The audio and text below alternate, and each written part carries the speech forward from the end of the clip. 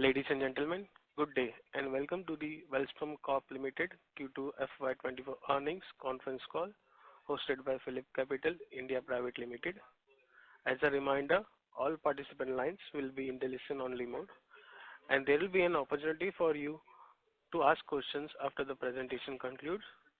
Should you need assistance during the conference call, please signal an operator by pressing star then 0 on your touchtone phone. Please note that this conference is being recorded. I now hand the conference over to Mr. Vikas Singh from Phillip Capital India Private Limited. Thank you and over to you, sir. Good morning, everyone. On behalf of Phillip Capital, I welcome you all on Welspun Corp Q2 FY24 Concall. Now I hand over the call to Mr. Salil Bawa, Group Head IR for Welspun Group. Over to you, Salil. Thank you, Vikas, and good morning to all of you. I welcome all of you to the Q2 FY24 earnings call of Welspun Corp. Present along with me today on this forum are Mr. Vipul Mathur, Managing Director and CEO, Welspun Corp Limited, Mr. Percy Birdy, Chief Financial Officer, Welspun Corp Limited, and also along with me I have Gautam Chakravarti, who leads IR for Welspun Corp. You must have received the results and investor presentation of the company, which are available on the BSE and NSE, as well as on the company's website. As usual, we will start the forum with some opening remarks by our leadership team. We'll then open the floor for your questions.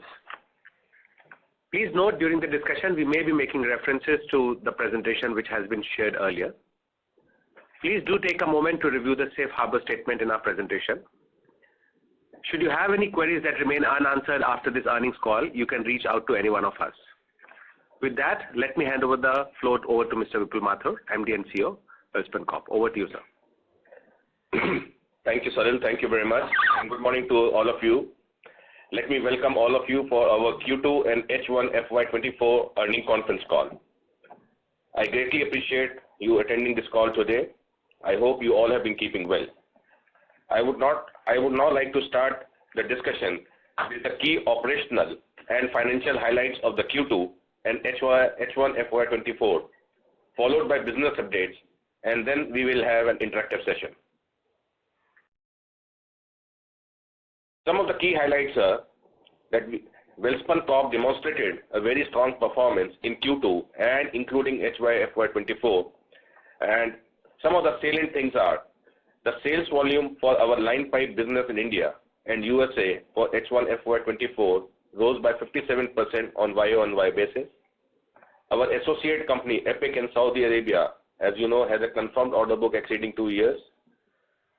Also, I am pleased to inform that the execution of the recent Aramco order, which was valued at SAR 1.8 billion, has also started. We are seeing a very steady improvement in our DIP production and sales, and in HY24, sales volume grew by 24x on YoY basis to 73,000 metric ton.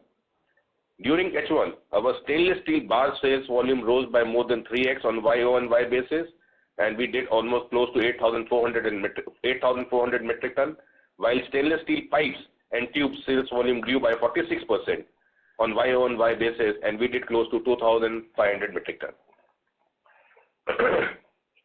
On the building material side, we are seeing a very steady improvement in our market penetration, both for our Syntex and TMT bar segments. In Syntex, the water storage tank sales volume for H1 FY24 rose almost 16%, and we did close to 7,100 metric ton. And our TMT bar sales volume also rose significantly, and we did close to 50,000 tons of TMT business in H1. As regards financials, our consolidated revenue from operations for Q2 FY24 and H1 FY24 stood at 4,059 crore rupees and 8,129 crore rupees respectively. Q2 was 4,059 crore rupees. EBITDA for Q2 FY24 and jumped more than 6 times, and it is at 501 crore rupees for this particular quarter. PAT for Q2 FY24 significantly rose to 550 crore rupees, and I will explain a little more in detail about this in our subsequent conversation. As we have indicated, the company is absolutely focused in terms of financial prudence and diligence, and as in line with our guidance, the net debt got reduced by rupees 520 crore rupees in this particular quarter, and currently our net debt stands at 315 crore rupees. As you know, our focus, we have a very strong focus on ESG. There are certain key initiatives which we have taken on the ESG and which I am pleased to report.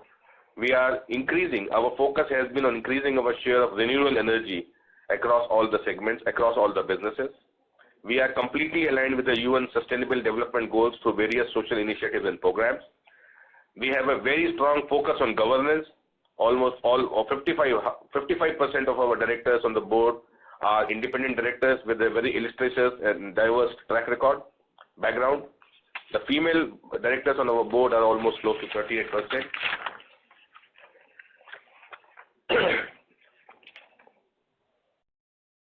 Now let me give you the key drivers and the outlook for our two business verticals, the pipes and the building materials.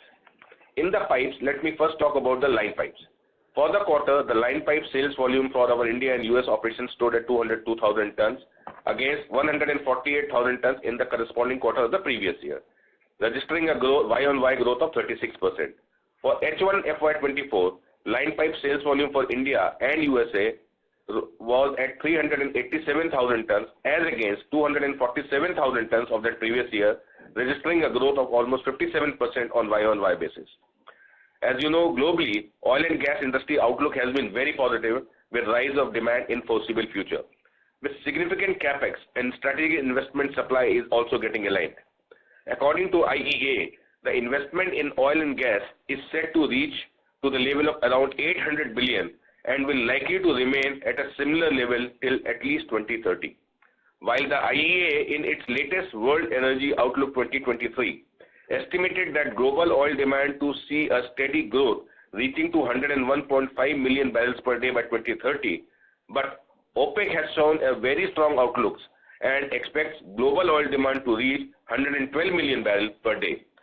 Both IEA and OPEC, if you analyze, are showing a very strong traction and growth in the oil and gas sector till 2030. According to the IEA, starting from 2025, a huge surge in LNG project is set to start off with addition of 200 billion cubic meters per day liquefaction capacity by 2030, which is equal to almost half of today's global LNG supply. Most of these capacities will come between 2025 to 2030. As per IEA, in the stated policy scenario, around 190 billion is expected to be invested each year to develop upstream gas between 2022 to 2030, and a further 40 billion is expected to be spent each year on LNG infrastructure. While the clean energy is also going to be in focus, as per IEA, under the net zero emission scenario, the projected spending will be around 100 billion each year in hydrogen transportation infrastructure by 2050.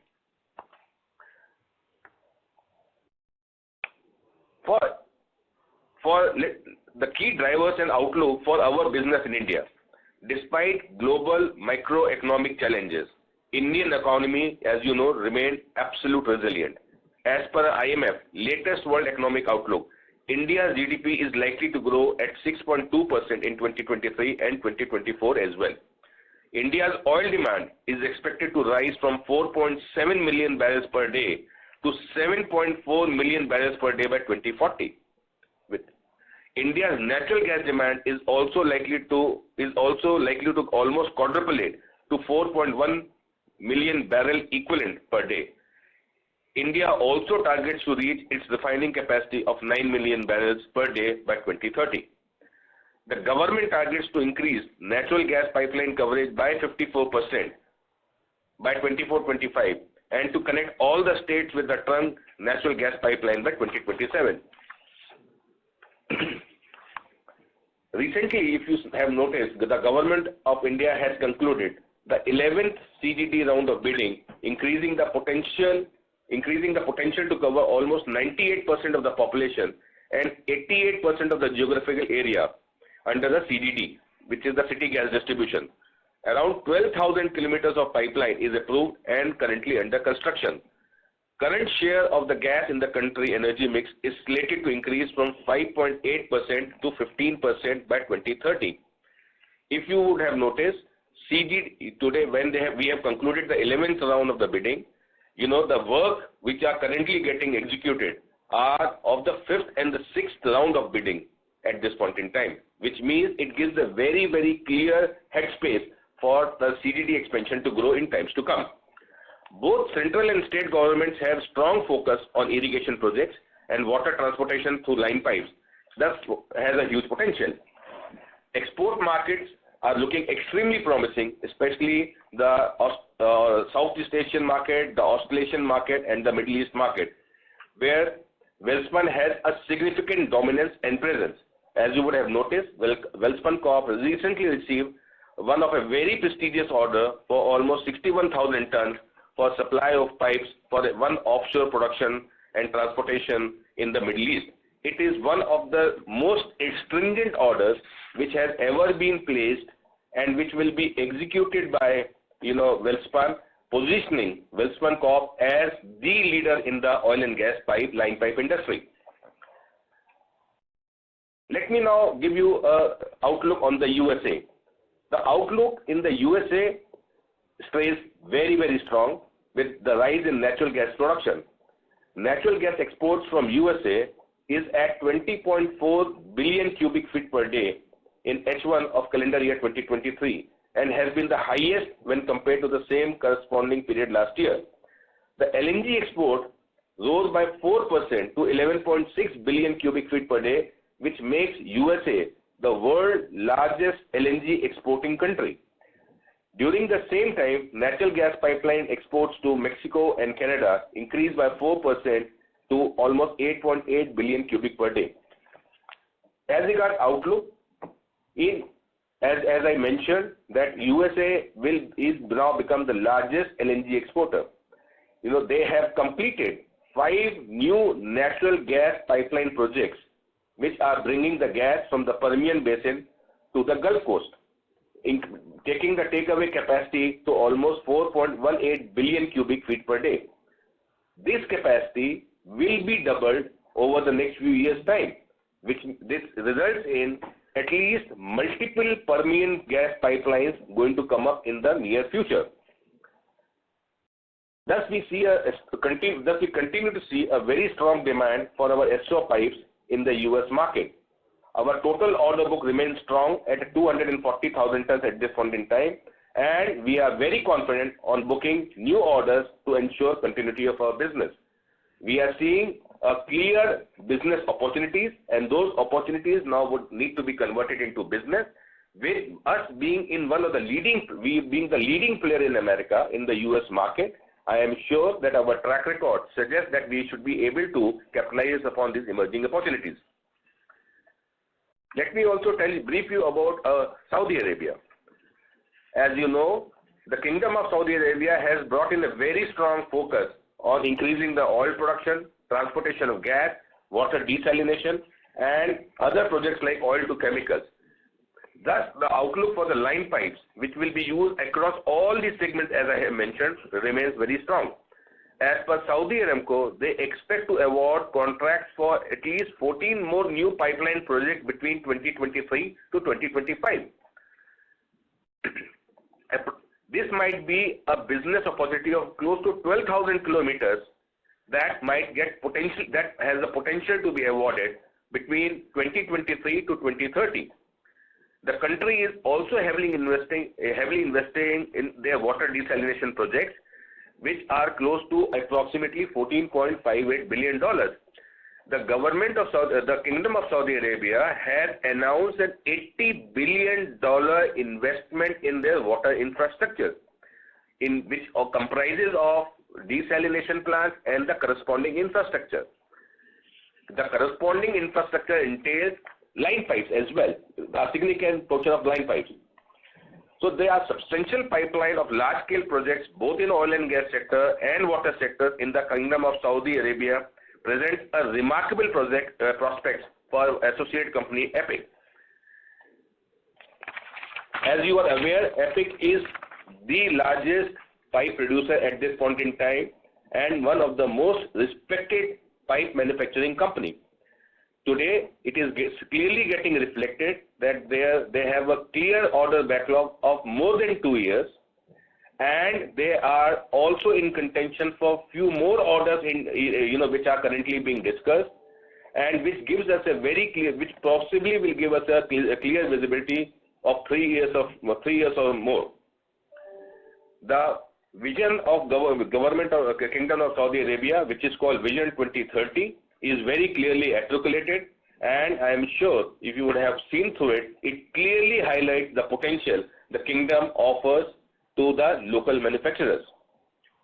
Epic, being one of the key local manufacturers, is likely to benefit the most out of it.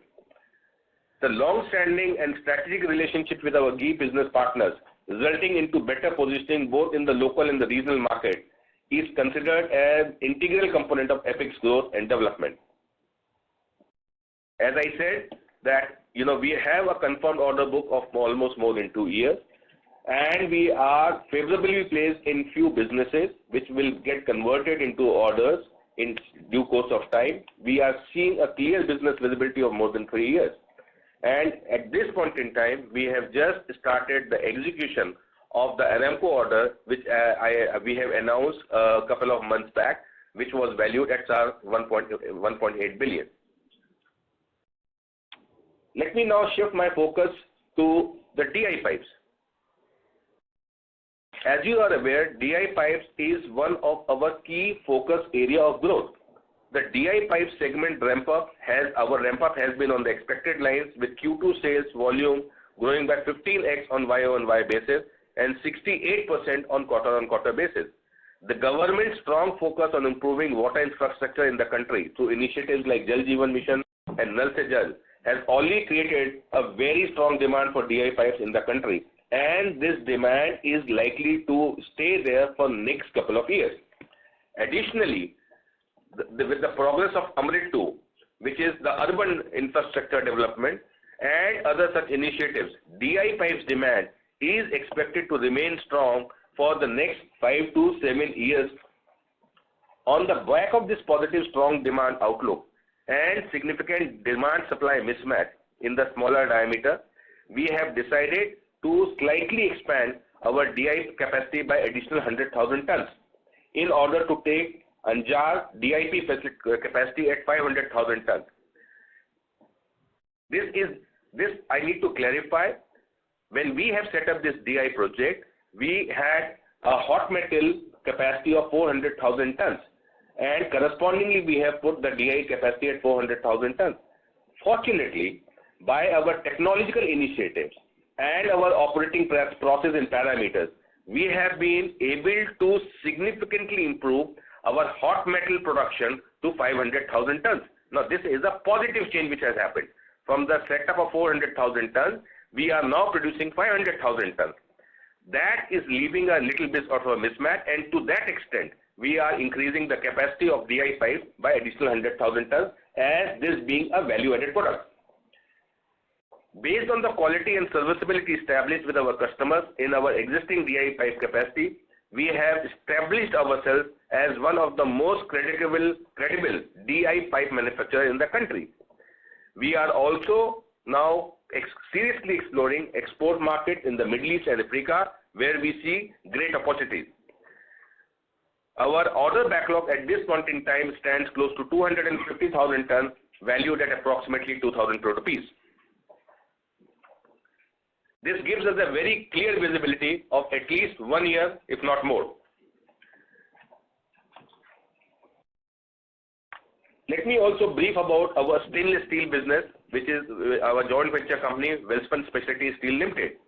WSSL has witnessed a clear turnaround in the last couple of quarters, backed by an integrated manufacturing process and diverse product offering. The company has a unique presence in its addressable market segment. The company has successfully developed super authentic 904L bars as well as pipes, nickel alloy 800 bars as well as pipes, critical heat exchanger tubes, ultra low cobalt stainless steel bars for nuclear power application.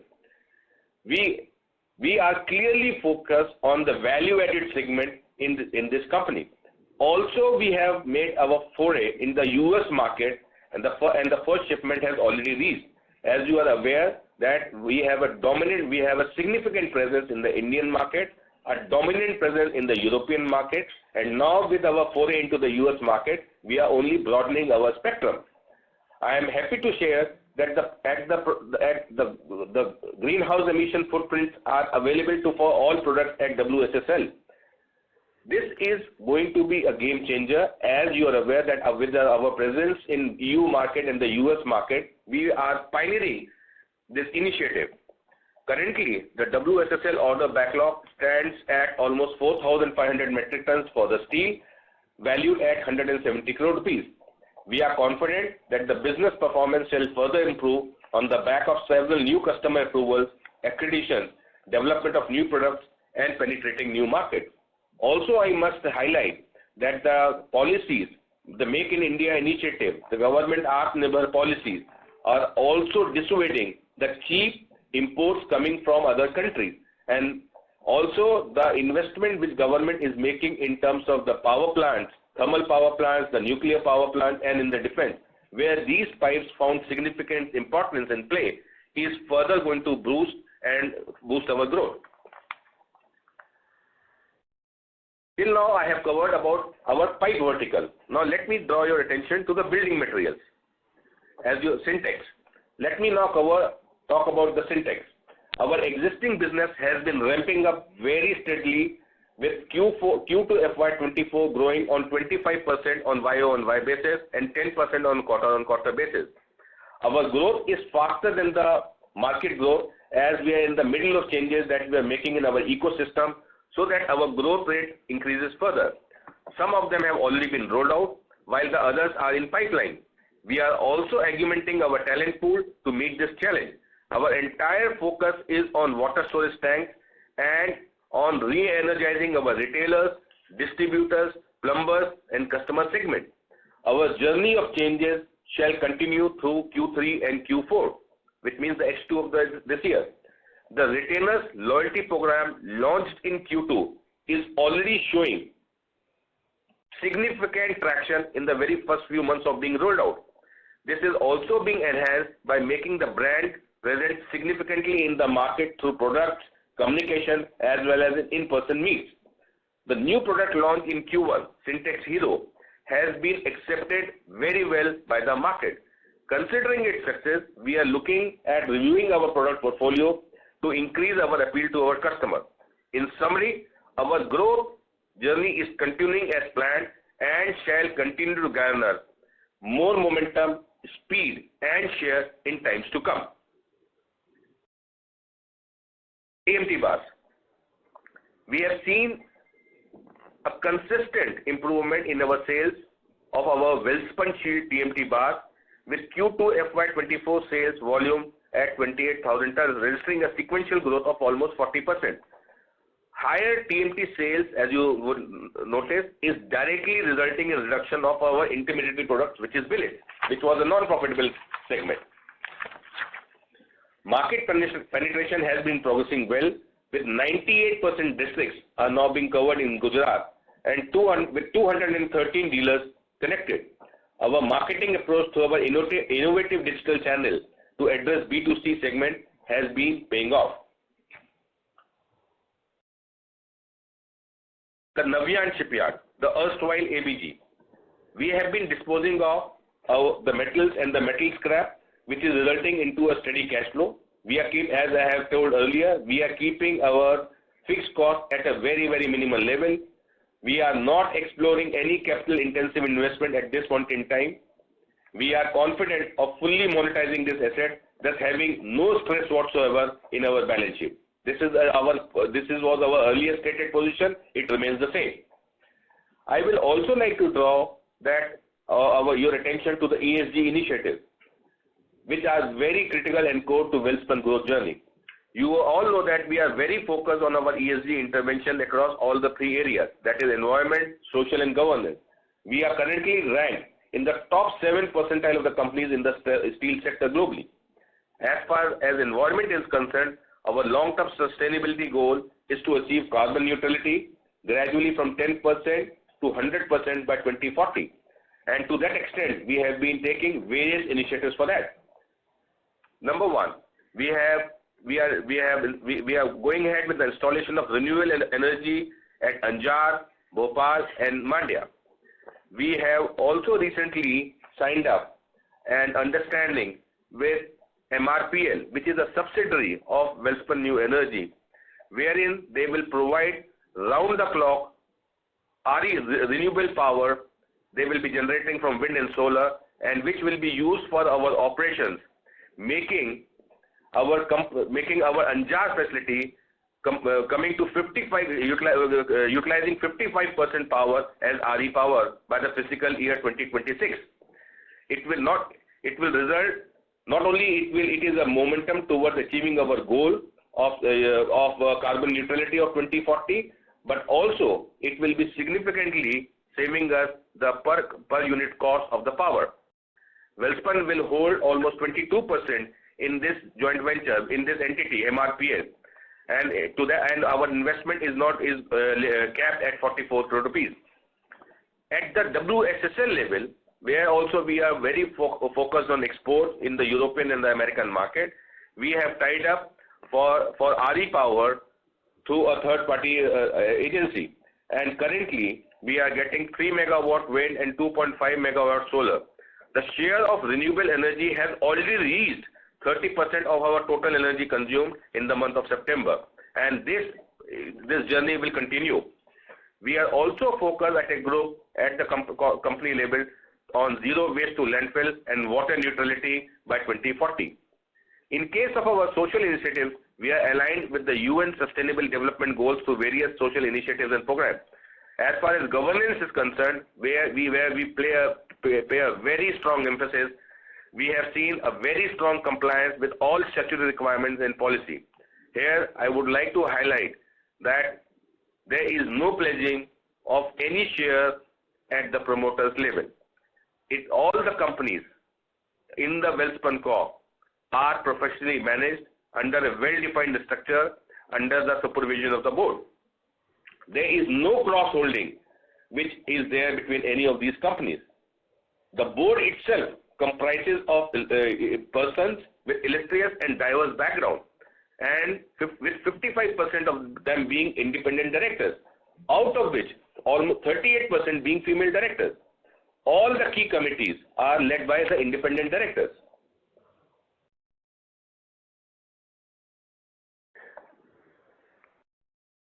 Coming to the financial highlights, one of the significant achievement was that during this quarter, we have reduced our net debt by more than 500 crore rupees, and it currently stands at 315 crores on September 30th, 2023. If you see, we are close to achieving our target or the guidance what we have given for FY 2024. We have also reduced our gross debt by rupees 855 crore rupees during the quarter. You will appreciate that we have been walking the talk as far as the guidance is concerned. With this, I would like to summarize by highlighting that both our business verticals, which is the pipes and the building materials, are performing in line with our expectations. We continue to explore options in Syntex and DI pipe segment in existing and new locations and for our growth. We see a strong business outlook for our line pipe business in all three geographies, which is India, USA, and Saudi Arabia. Also, as I mentioned, it is already backed by a committed, strong order book. At this point in time, we are expanding the DI facility, as I told earlier, to bridge the mismatch between the hot metal and the DI pipes capacity. This being the value-added product. Syntex, as you are aware, is absolutely on a growth path at this point in time, with the water storage tank businesses taking the lead. Our emphasis has been on expanding our market and re-energizing our distribution network. The TMT bar segment is also steadily growing, and also on the ESG side, we have made significant efforts where the needles are moving. It is, we are doing acts which the impact of which is now being seen on the ground.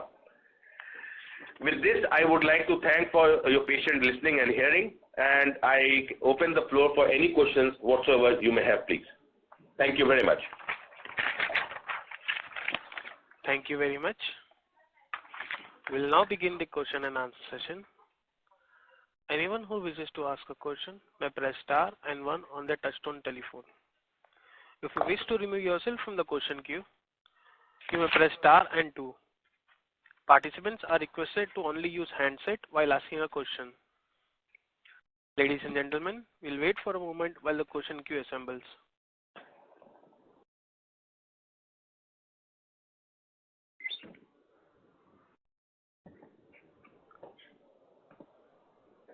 The first question is from the line of Darshit from Robo Capital. Please go ahead. Hello, am I audible? Yes, sir. Please go ahead. Yeah, hi. Thanks for taking my questions and congratulations on excellent results. So my question was that, say in the coming 2 to 3 years, where do you see Syntex business going in the form of, say, revenue and PAT? I mean, any internal targets or general overview will be fine. Good morning. I can understand your excitement about Syntex, and very well so. As you know that we have now been into this seat for almost, let's say 7-8 months, 2 quarters effectively. And we have now the chance of deep diving into the business, the models and everything. What it is very clearly reflecting that this company offers a huge potential to us, both, in the water segment business, or the water storage tank business, and other allied businesses as well. We at this point in time, we are working on 2 strategies. Number 1, to first and foremost consolidate our position and to get back our market share. So that is one part of the strategy we are working on. The second part of our strategy is to keep exploring what are the new growth options, new growth locations where we should be focusing on. As we will crystallize that, I think so in the next 2 quarters, we will be able to crystallize our future growth strategy as well, and which we will roll out sometimes later in the next financial year. So these are the 2 parallel initiatives we are driving at this point in time. But in next 2 to 3 years, I can assure you this company will get back to its peak glory, and it will have multiple product offerings, and it will have a pan-India presence, and it will also be one of the most revered company into the B2C segment. That much I can assure you, please. Okay, great to hear that. And you specified that you're only going to do maintenance capex. So what amount would that be? You're talking with respect to Syntex, or you're talking with respect to other in general for the whole firm? So right now our intent is all about the maintenance capex what we have given the guidance. Only one thing which has changed since our last conversation is that we are doing a big expansion of capacity in our DIP. To that extent, the capex will be there, and I hope you will understand that there is no point producing 500,000 tons of hot metal and producing 400,000 tons of DIP, because that loss of 100,000 tons is not, if it can be productively used for a value-added product like DIP, I think so that will bring much more revenue and earnings in our forest. So other than that, I think so we are very conservative in terms of our capex. Rest all is going to be a maintenance capex as what we have given the guidance. Okay. But what would that amount be? Just a range? In the maintenance? Yeah, maintenance. The maintenance is close to what, 200 odd crore rupees. That's what we are looking at. Okay. And finally, that answers all my questions. Thank you for your time and happy Diwali. Thank you. Same to you. Thank you. The next question is from the line of Miraj from Aryan Capital. Please go ahead. Thank you for the opportunity. Great. Miraj? Yes. Your voice is breaking. Can you please switch to the handset mode? better? You are breaking, gentlemen. You are cracking. So, can you be a... Viraj? Yeah, is this better? Yes, please go ahead. Okay. Thank you for the opportunity. Congratulations on a great set of numbers, sir. I had a few questions. Starting with the first one, that Saudi Arabia agreement, that our order book has gone beyond 2 years now. We just wanted to understand that booking orders in it is obviously a positive thing, but the tenure of delivery is stretched beyond 2 years now. Does that involve a lot of raw material volatility risk?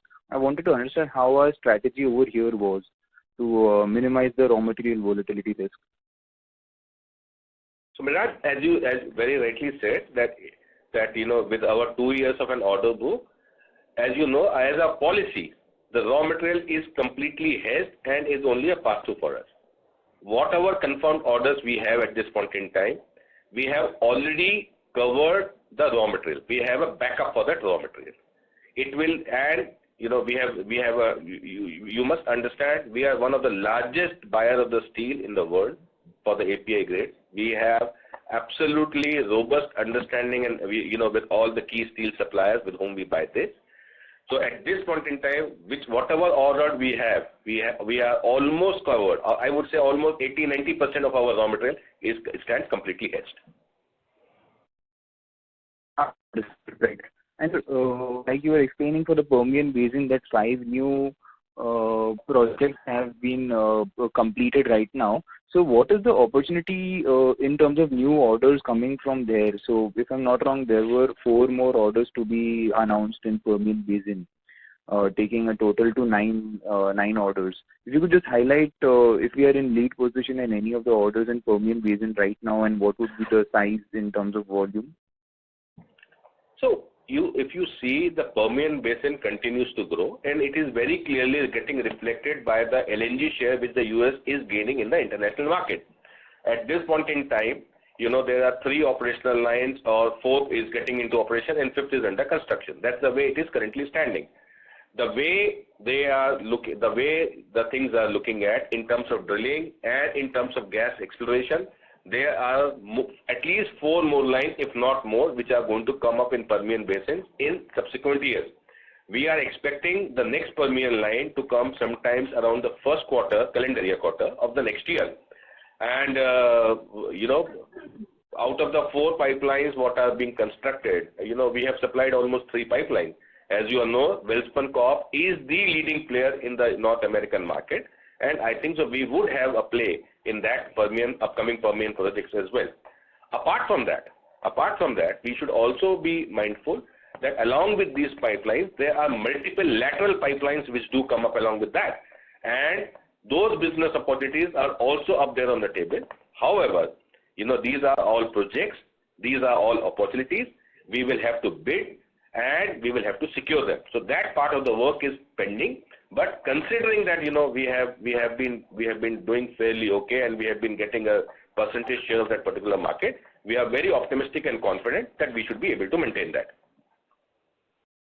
Understood, sir.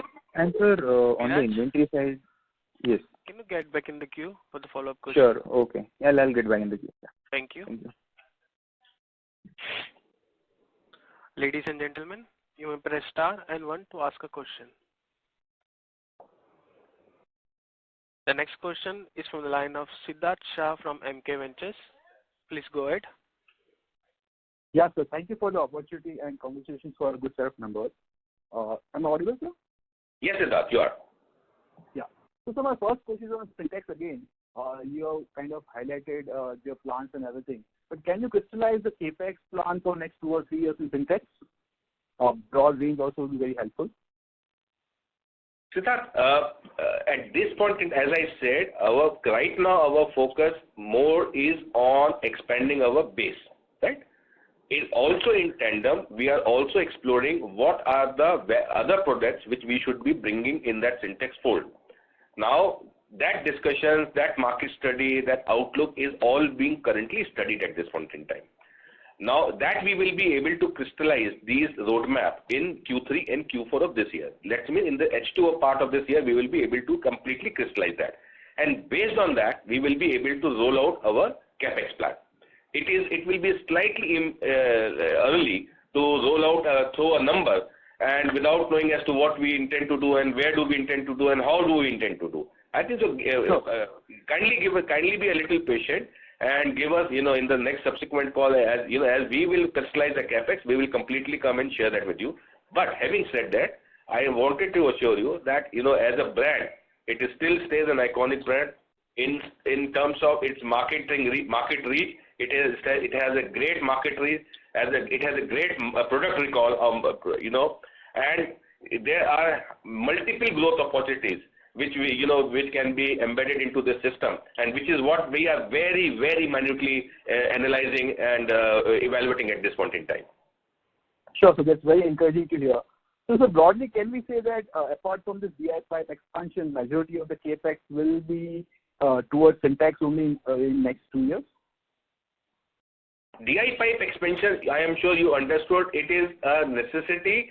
And it is a beneficial necessity. It is a good necessity, to be honest. I would not like to say that as a capex. It is something which is good, which has happened, and it is giving us an incremental opportunity to capitalize upon it. So I think for DI pipe expansion, you will understand that. But in this financial year, apart from this, I don't think so that we are going to do any major capital investment anywhere. Sure, sir.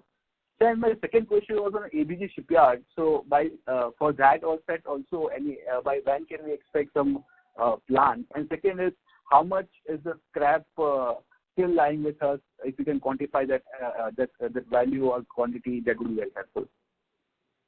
So as Siddharth, I have already shared in the past as well. ABG is a very strategic investment for us.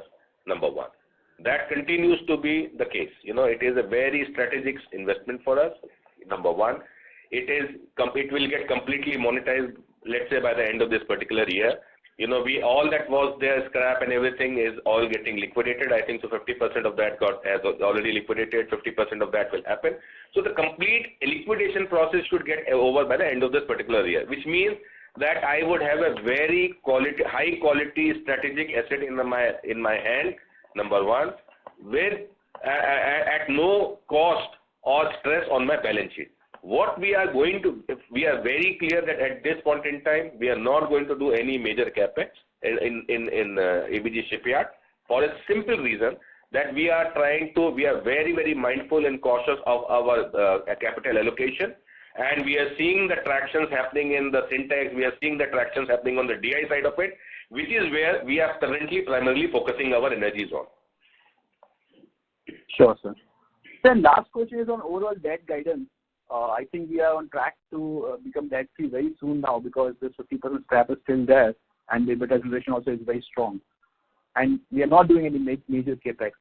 So, sir, any guidance on the debt part or if we generate suddenly significant cash flows, how will that be distributed? Any guidance on that, sir? Siddharth, we have given a very clear guidance at the start of the year. All what I wanted to give the comfort that we are absolutely on track with respect to that, and the numbers are clearly reflecting that. We will stay to our guidance, and we are confident of achieving those numbers.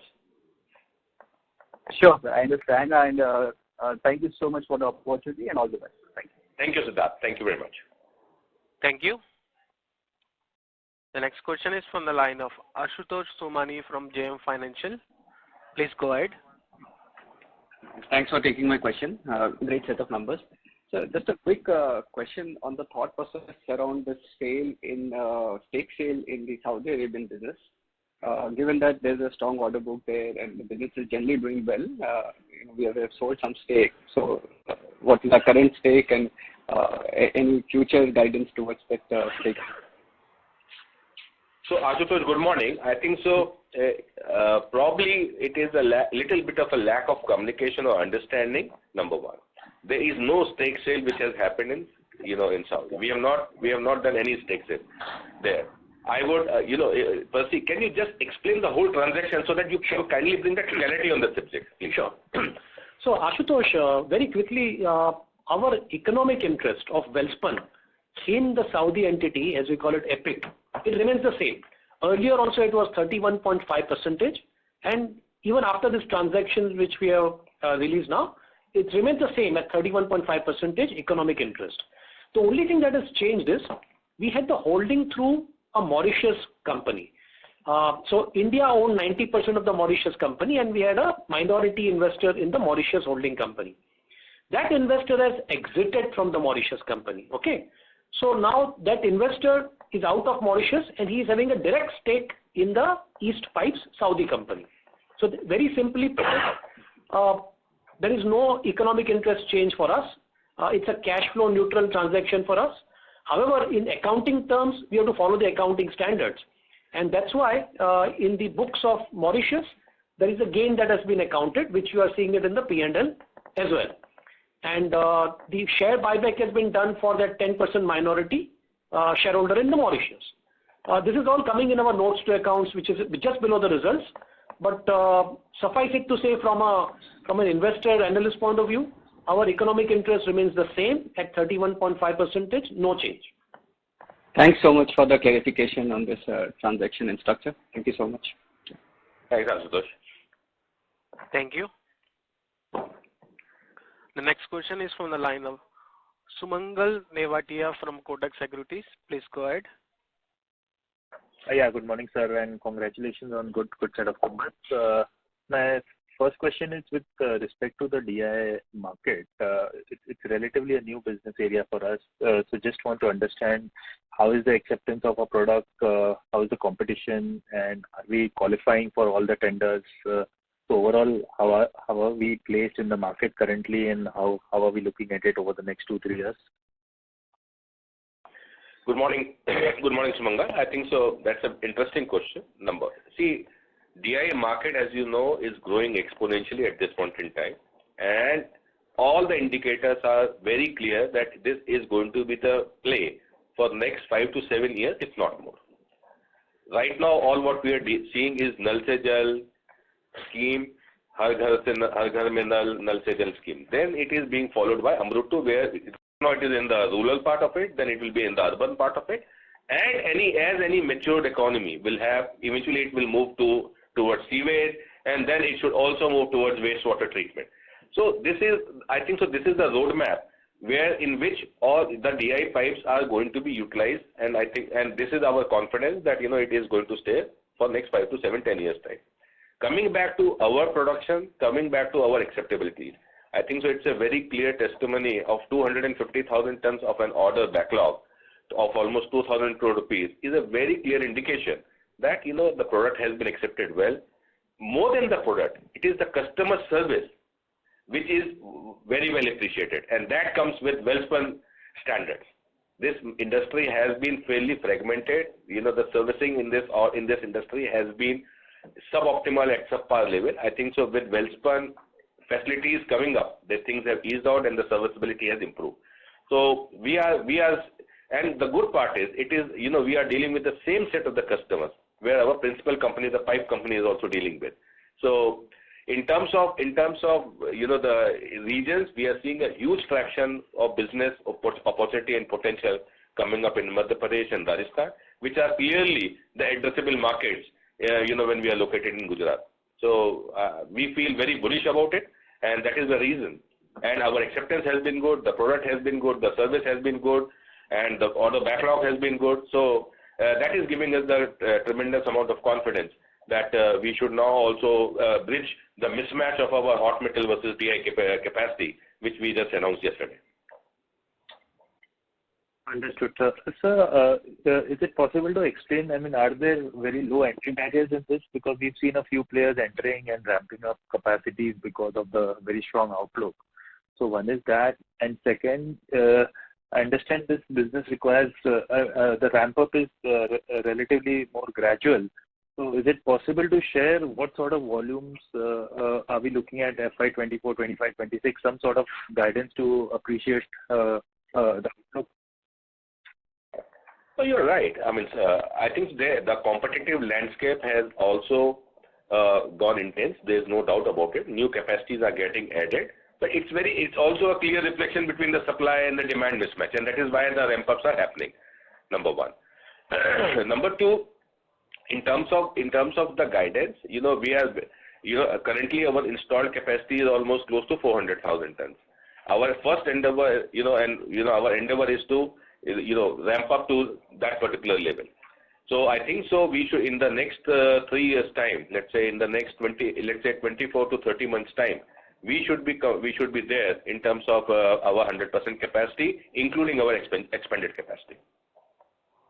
Okay, and so last one, is it full impact of our enhanced capacity in FY 2026? Got it. And so just last one, is it possible to share some unit metrics? I mean, what sort of, say, EBITDA per ton or something do we make in this business? It's I mean, we generally don't do that, and it is. But nevertheless, I don't. You guys are veteran of this particular industry. You analyze all the DI manufacturers which are standalone DIP manufacturers. For you to do a reverse calculation and working should not be very difficult. And whatever those numbers are, we are there, if not better from there. Got it. So understood. Thank you so much and all the very best. Thank you. Thank you. The next question is from the line of Abhishek Ghosh from DSP Securities. Please go ahead. Hi, sir. Thank you so much for the opportunity. So just a couple of questions on the US part of it. While you spoke about strong prospects as far as demand is concerned, but in that region, are you seeing new supply coming in, or that is pretty much stagnant? How is the supply addition as far as the US market is concerned? Abhishek, that's a good question. Actually, what has happened in US is that while the demand seems very consistent, but there seems to be a consolidation which seems to be happening in the industry there. There were two large players which have now exited the business. And these are all public information, so I don't mind sharing. Number one was, if you would see, there was a company called Stuck, which was producing large diameter spiral pipes.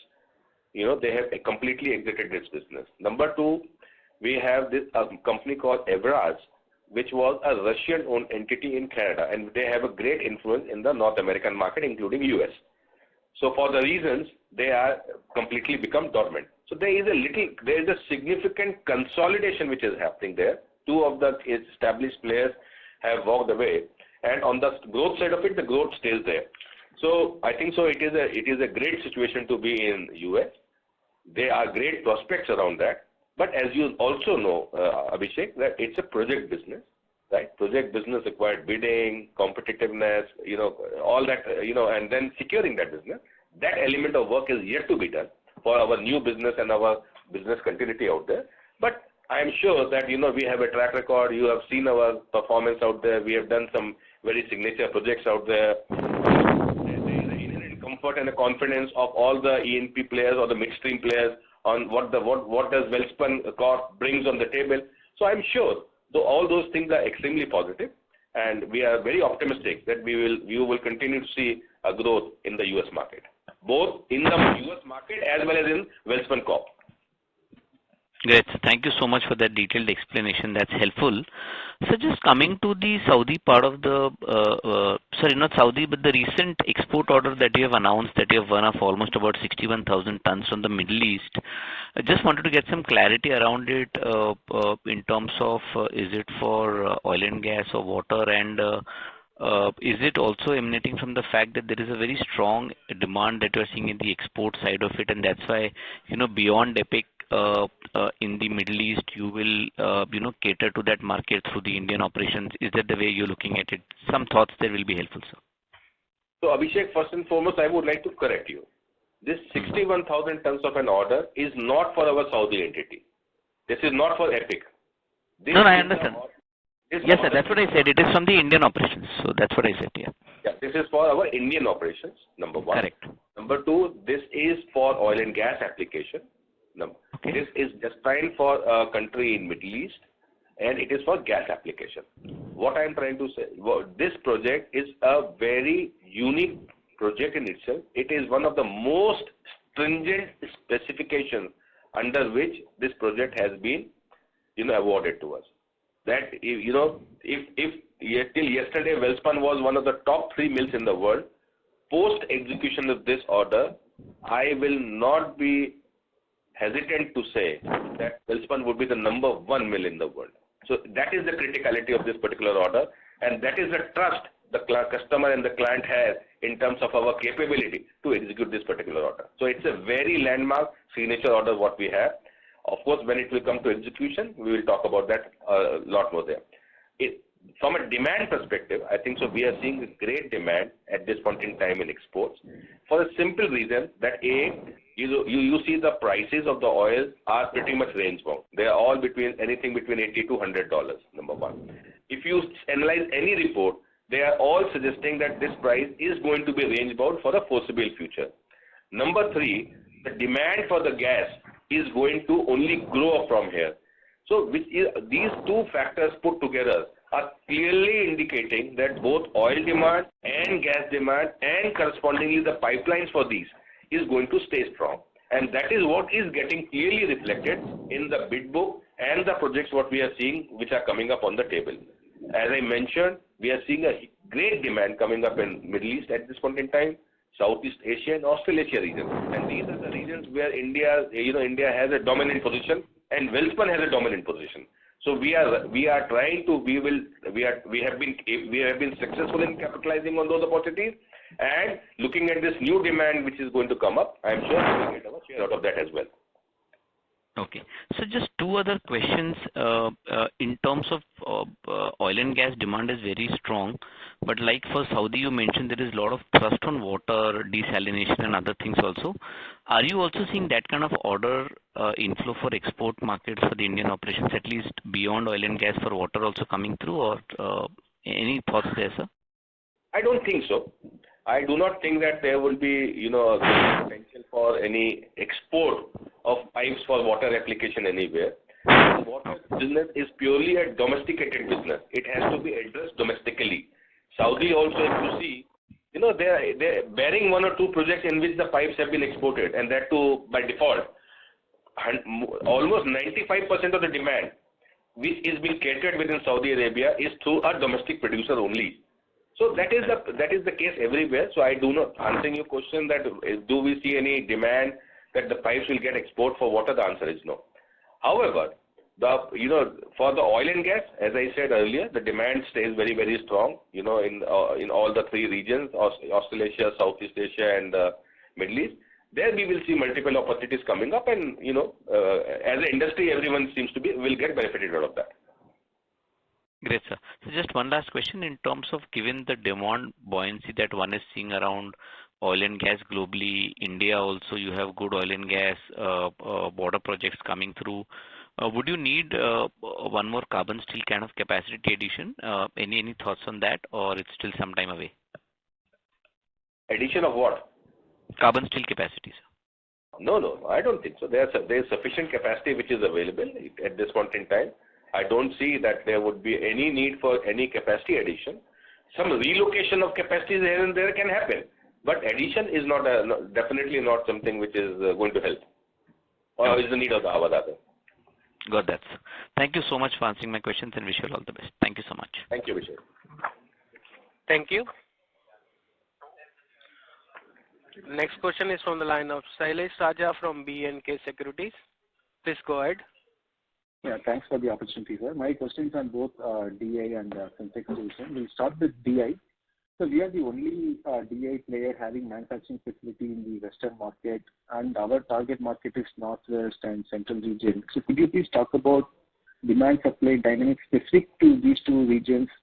Every year, on an average, how much investments is happening from government side, and what are the key upcoming projects we are betting on to get more orders?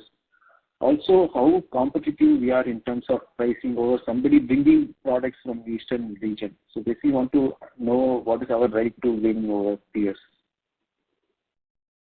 Thanks, Sailesh. Sailesh, your first question with respect to demand, as I mentioned, we are seeing a demand across pan-India. Let's say there is a huge demand in the west, central and the northern part of India, which is our addressable market. There is a huge demand which is there also in the south, which is not our primary area of focus at this point in time, and also the east, which we are right now overlooking, for a simple reason that when the demand in our addressable area is so very significant, why should I be cannibalizing on my freight and taking a punt on my net sales realization? So we are very clear and very focused in our area of influence. Number one. As regards the numbers, just to give you an example, in Madhya Pradesh itself, at this point in time, there is a crystallized demand of more than almost close to 2 million tons, right? As against that, only half of the pipes have been procured at this point, or let's say awarded. Out of that half, only 30% of them are converted into an order and are under the execution phase. So you can well imagine there is a 2 million tons of demand in Madhya Pradesh. Only half of them, let's say million ton, is being awarded. Out of that million ton, only to the EPCs, number one, and then out of that only 700,000 tons has got converted into business. Out of that, only 50%, 400,000 tons has been executed. So if you see the whole value chain, you can very well imagine that what is the upside which is available and the period of that upside. Nothing will happen. This demand will be there for next 2-3 years to even finish off this. This is the part one. Then there are multiple projects again which are going to come up. Same is the case in Rajasthan. So we are very, very optimistic and confident, and the demand itself is supporting this optimism and confidence. There's Gujarat, Madhya Pradesh, Maharashtra and Rajasthan itself will be generating so much of a demand to keep us busy for a significantly long time. Secondly, your question was with respect to the competitive landscape. Yes, the competitive landscape is getting intense. There's no doubt about it. People are adding capacities, and they're adding capacities because this is the case in every region. This is also happening in east. This is also happening in the south. So everyone is seeing that opportunity. Everyone is basically trying to optimize their, maximize their production and capitalize upon this opportunity. Now, whether there would be any major transgressing which will happen, what is the interest of a company in the east or in the south to come and sell in west or in central when he has a full market in his own region itself? So I am not seeing that is going to happen. It could happen in few isolated cases for some strategic reasoning, but is there going to be a major transgressions from industries in the east and the south to come in central or the west, or the companies in the west will going east and the south? The answer is no. I don't see that because it doesn't make any economic sense. Okay. That is helpful, sir. My second question on fintechs. So if you see, my native is down south, small town near Madurai. So last month I noticed few trucks carrying full of fintech tanks. So since we are aggressively selling the volumes in every nook and corner, a great efforts to your team. So what more steps we are taking to increase the scale of this particular division? Can you explain in a little more detail? And within the existing product, so how fast we can fill at least 50% of the total capacity? First off, we have reported just 7,100 tons. So how much we are targeting in the current financial year and next financial year? This is my first part of question in fintechs. Okay. Salil, first and foremost, it's always good to hear, from an outside-in perspective that you could see syntax tanks in Madurai. So at least what we are telling you that, we are making aggressive efforts on the ground, at least it's a clear testimony to that. It's very clear. It's very, it's a very concentrated effort is currently being made at this point in time to make our presence felt on a pan-India basis. Syntax as a brand always had that presence. It was only in the last few years because of the financial scarcity, fund scarcity, this market share went down. Our strategy, all the efforts at this point in time, as I have mentioned earlier as well, is now towards making our presence felt, re-energizing the networks and all that. And it is this exercise will continue to go. Number one, the way our expansion will happen, right? The way we will continue to expand our market share, the direct resultant of that will be that our throughput will also keep on increasing. I think so. We are very clear. We have a very clear-cut business plan for the year at this point in time. We are absolutely on track in respect of achieving our annual business plan. We are highly optimistic and yet cautious because we want to build this company for a long-term play. We are not a company in a hurry at this point in time.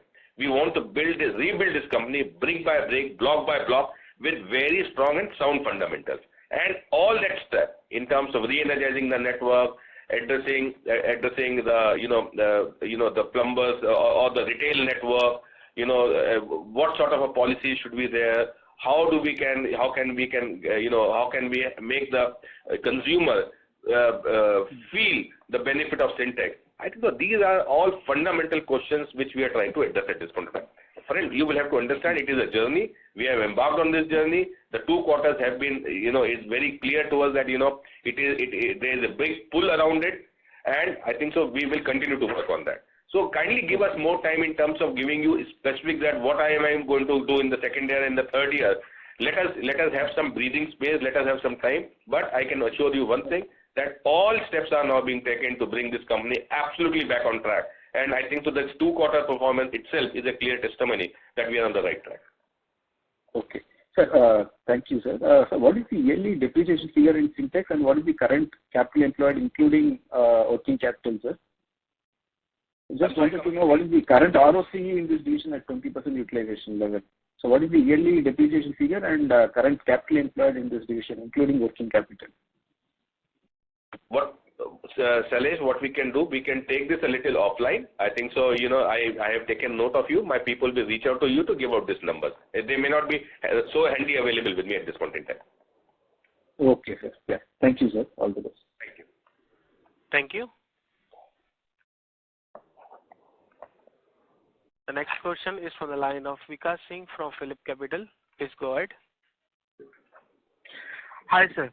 Sir, just want to understand, given the Saudi outlook is very strong and many of the mills there are fully booked for a couple of years, would the new orders inflow would be serviced by India and Indian players would benefit in current scenario, or is it there is still more capacity available in that region? And so just wanted to understand that perspective.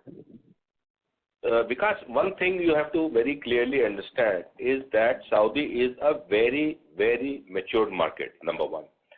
Now, they operate within their guiding principles. One of their key guiding principle at this point in time is their domestic content, which means that any business which is going to happen in Saudi has to happen domestically. So that is the case in this pipe business also. So while the business are, there are multiple opportunities and potentials there, but the business will only be meant for the established local players. It is not going to happen that, it is going to get outside and, people from outside are going to supply that. It will be very adventurous. It is not going to happen. When I say that they are a mature market, they completely calibrate that what are the capacities available, when do they require the projects. So basis that they are making their award decision. There, the government or the buying authorities, which are primarily two, which is the water is SWCC and the oil and gas is Aramco. These are organizations which completely analyze before they make any procurement decision. So they are, all that if they have given us a clear visibility of an order book for 2 to 3 years time, it is with a broad consensus that this is how the projects are going to get executed. This is how you need to deliver the pipe. This is how things will work out. So it is not that, everyone is working in isolation. That's not the case. That's the beauty of a matured economy like Saudi. It's a very synchronized and a calibrated effort which goes there. Understood, sir. And sir, just one more question. What is our India order book as of now out of 611 KT? Given we are heading for an election year, post-election, usually we have seen a little bit of dull period. So just needed your thought process on that, how we plan to utilize post-election capacity. Obviously, the DI would remain good, but what about our stock capabilities? So, because out today, our unexecuted order book is close to 370 or 1,000 tons here in India, number one, which is good enough for a couple of quarters. One thing which will not, and I completely understand your point that being an election year, but election year has nothing to do with exports either way. So we are seeing a significant traction on the export side of it. So that business stays completely insulated, and that will continue to work. All that what would have is a minor disturbance which may happen is in the domestic market and especially in the water sector, because oil and gas is also agnostic to anything. It is only the water sector which is the state subject. If you see that they generally get impacted. But if you see from a timing perspective, our presence is in Gujarat, our presence is in Madhya Pradesh, our presence is in Karnataka. All these state elections would be done by the time the national elections would come up. So we are not anticipating any major disturbance because of the national elections which are going to come, and they might impact our domestic business. So I hope you understand what I'm saying. Export doesn't get impacted. The oil and gas business domestic does not get impacted. All what gets impacted to some extent is the water business. And by the national elections, by the time they will happen, all the other state elections, the disruption would have been over by that time in the states where we are active. So pretty much we are not foreseeing or forecasting that things are going to go too south at this point, in our domestic business. Understood, sir. Thank you for answering my question. Thank you. The next question is from the line of Miraj from Aryan Capital. Please go ahead. Yeah, thank you for taking the follow-up question. Sir, I just had a couple of questions. Firstly, if you could just give us the volume breakup between India and USA for the quarter.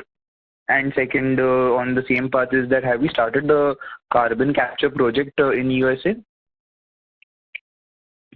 Right. So let me address the carbon capture first while we give you the breakup for the order. As I said, the order book is close to 610,000 tons. We have 370,000 tons in India and almost 240,000 tons unexecuted in America at this point in time. So that's the pending order book. And in terms of what we would have done in this quarter, we'll just share. But in terms of carbon capture, I think so. Carbon capture pipeline in US per se is seeing at this point in time a little bit of a headwind. What is happening? Carbon capture as a project out there requires a massive, right-of-way acquisitions.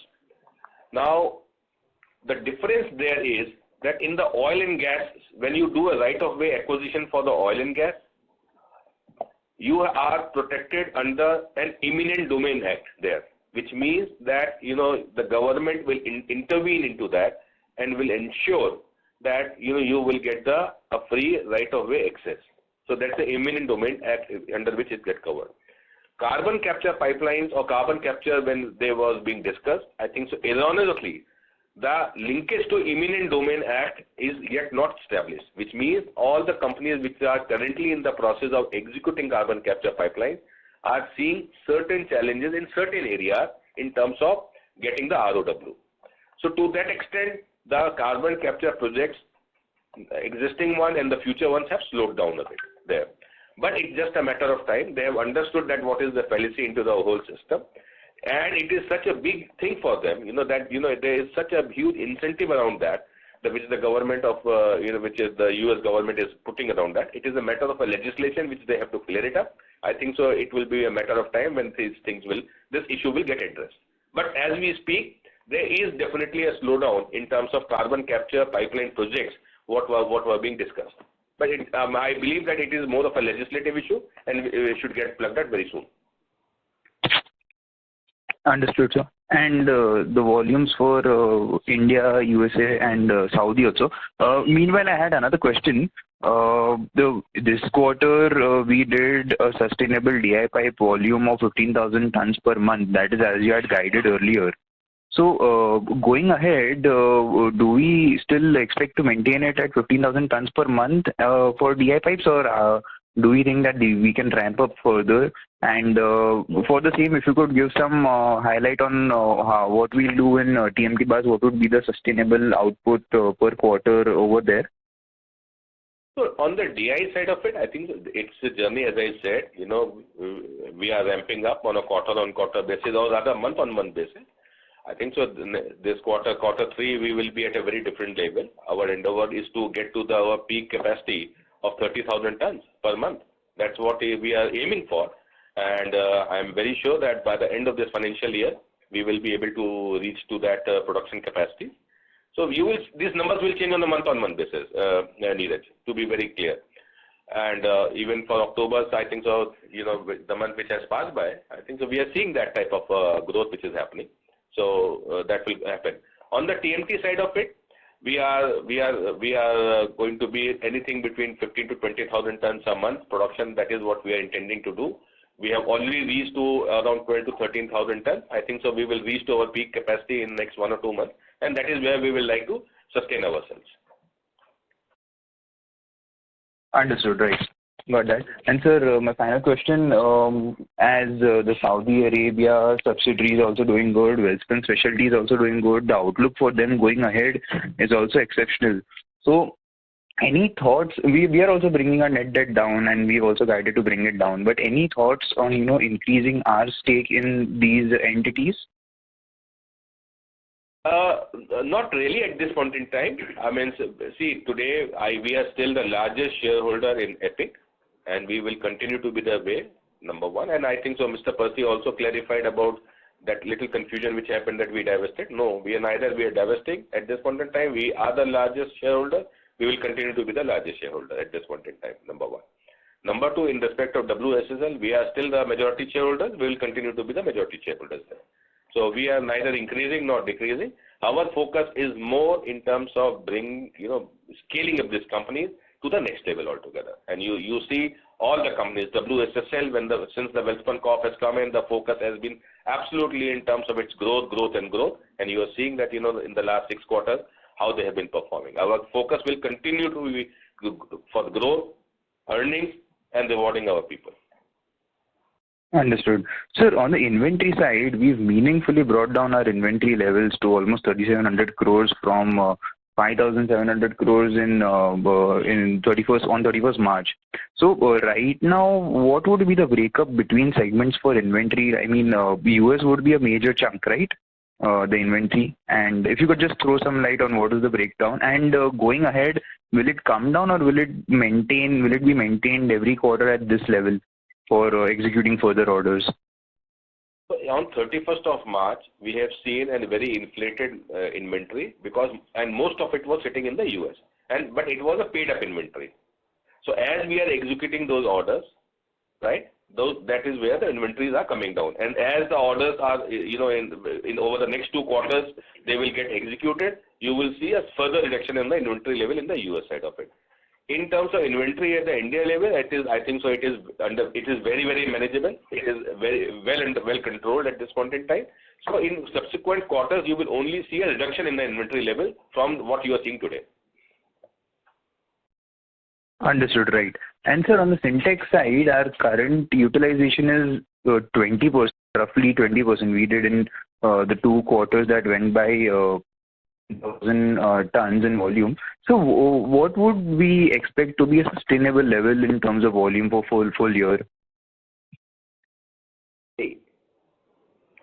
Syntex, we are restarting the whole process. We want to restart this process with sound fundamentals. Right. So that is why, as I said earlier, that we are ramping it up very slow. We are gradually, but steadily. That's what the principle we have embarked upon it. Right. Gentlemen, you guys have to be a little patient. In terms of Syntex, everyone understands it's a great company. It has a great product offering. It is a brand. It has a product recall, and it is only going to grow from here. What we are trying to do is to bring this growth in a very, very steady manner. And so, these are a little early days in terms of capacity utilizations and all that stuff. These capacity utilizations are only going to grow and grow up from here. But correspondingly, the dealer network, the distribution network, the plumber network, the policies, the branding, the consumer mindset, these are the big, large ticket areas we are emphasizing and working on. If that pull, if that trust comes back, then ramping up this production capacity is in our hand either way. We can do it very, very quickly. But that ecosystem which will facilitate this ramp up and sustain this ramp up for the longer duration of time, I think so that is where our strong emphasis and focus at this point in time is. This is what we have been doing for the last 2 quarters, and as I said, this is what we will continue to do for next 2 quarters more.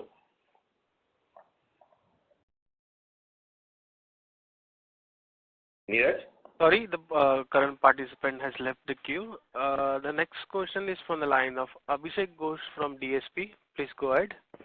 Yes, sir, just one follow-up question. Just through your presentation, we were looking through your active bid book on the line pipes part of it, which in 2Q FY24 has seen meaningful improvement. So is it, we've kind of hinted at it in terms of exports being strong and other things, but any comments there, sir? Is it only export-led or India oil and gas or water? Just some thoughts that will be helpful, sir. Thanks. It is primarily export-led. India business is fairly static, Abhishek. India oil and gas business is static. India CGD business will see exponential growth. India water business will grow. But India oil and gas business is pretty much static. This bid book, what you are seeing, is basically export-led. Got it. Huge fraction we are seeing across. Okay. Got that, sir. Very helpful. Thank you so much.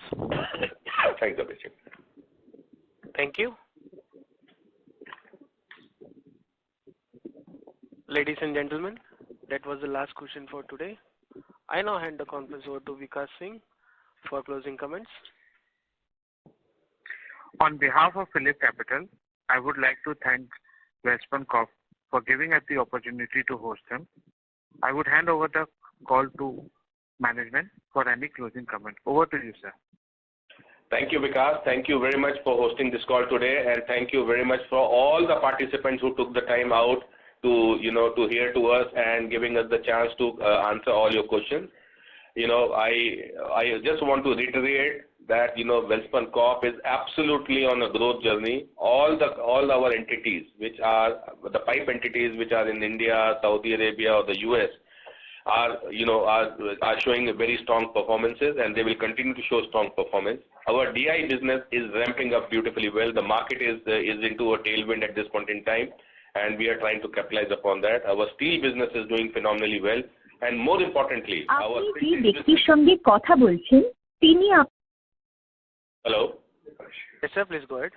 And more importantly, our Syntex business is showing a great brand recall and a great pull. I think so. With all these things, Welspun Corp is sitting at a cusp of a significant growth in future. And our results and our performance is a testimony to that. The only caveat is that on one side we have a B2C business, and on the other side we still also have a B2B business, the project business. And project business have their own element of uncertainties, which you understand. But given that we are in the pole positions in most of the economies, we will be able to, and our track record suggests that we have been able to pull up things. So we are absolutely confident that we will be able to perform and give you very stellar results in subsequent quarters to come. And thank you very much for your interest and patience and we wish you all the very best. Thank you.